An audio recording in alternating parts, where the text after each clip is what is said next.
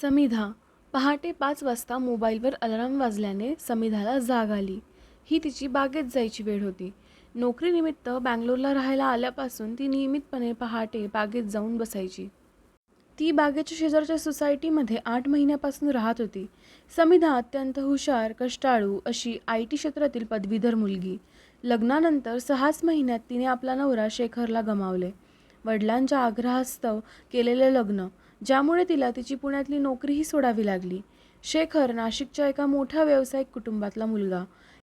इच्छा नसतानाही तिला लग्नानंतर नाशिकला राहायला जावं लागले.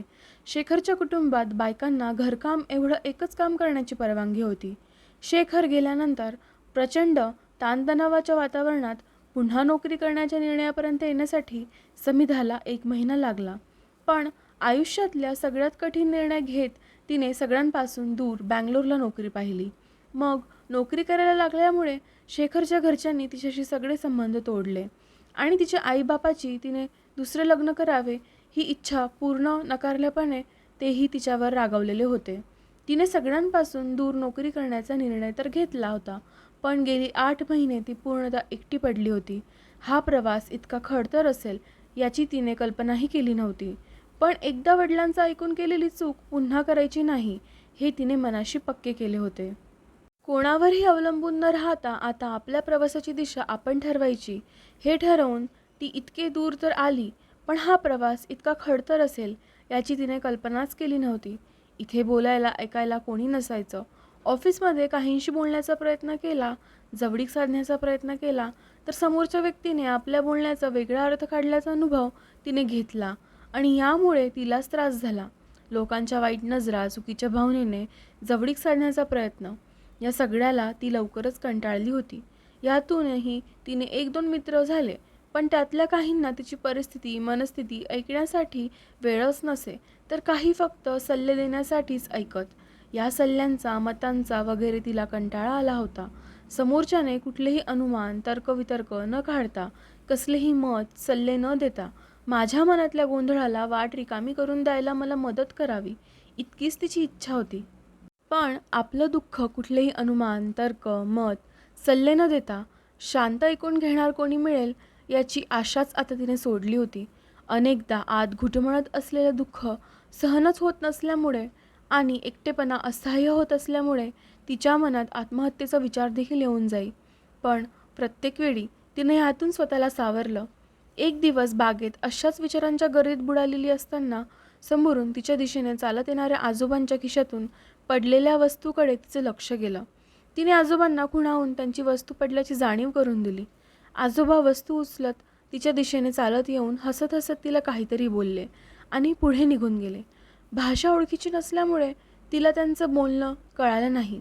दुसऱ्या दिवशी पहाटे नेहमीच्या वेळी ती बागेच्या प्रवेशद्वारातून आत आली आणि तिने आपल्या रोजच्या बसण्याच्या जागेवर नजर टाकली. तिला तिथे तेच आजोबा बसलेले दिसले. इतर कोणी असते तर ती तिथे बसलीच नसती.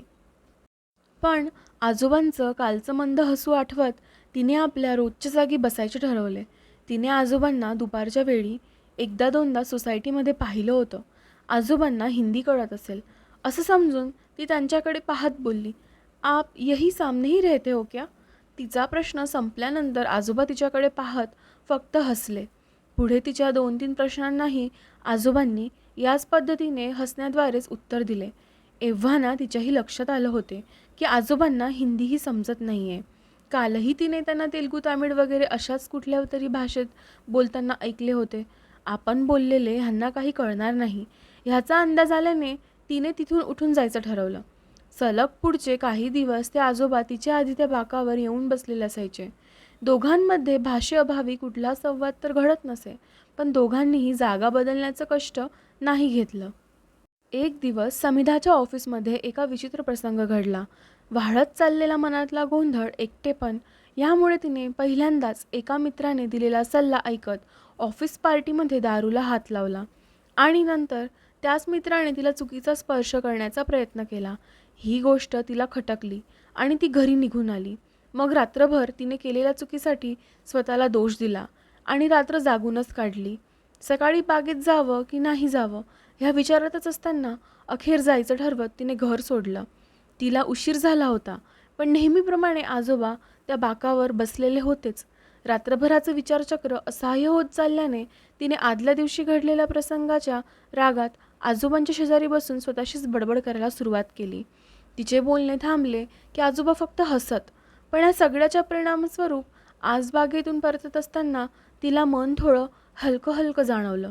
आज बऱ्याच दिवसांनी तिने आपल्या आयुष्यातील घटना कोणाला तरी सांगितली आणि समोरच्या व्यक्तीनेही सल्ले न देता, मतं न मांडता ती फक्त ऐकून घेतली. पुढे अजून एकदा दोनदा तिने असंच केलं आणि आता तिला हे आवडू लागलं. ही एकतर्फी बडबड तिला समाधान देऊ लागली. पुढे हे रोजचं झालं. ती आजोबांच्या शेजारी बसून 2-2 तास बडबड करू लागली.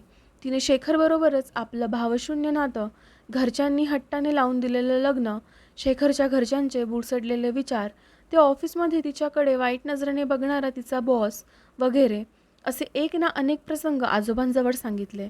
पार्टीमध्ये घेतलेल्या दारूच्या पहिल्या घोटा आणि नंतर घडलेला प्रकार सांगायला ती विसरली नाही. असे एक ना अनेक विनोदी, खाजगी, कुठेही व्यक्त न केलेले प्रसंग तिने पहाटे त्या बाकावर बसून आजोबांना सांगितले आणि तिच्या अपेक्षेप्रमाणे प्रत्येक प्रश्नानंतर आजोबा फक्त अर्थशून्य हसले. प्रत्येक पहाटे एखादं ओझं हलकं होतंय असं तिला वाटू लागलं. एक दिवस बागेत कोणाशी तरी आजोबा हिंदी भाषेत बोलताना तिने ऐकलं. मग आजोबांनी रोजची बडबड फक्त ऐकून का घेतली? ते कधीच काहीच का बोलले नाहीत? असे अनेक प्रश्न तिच्या डोक्यात घर करू लागले. काही वेळ तर तिला भीतीही वाटली. आपण काय काय बोलून गेलोय? आपलं बोलणं जर त्यांना कळालं असेल तर? तिने आजोबांना विचारायचं ठरवलं.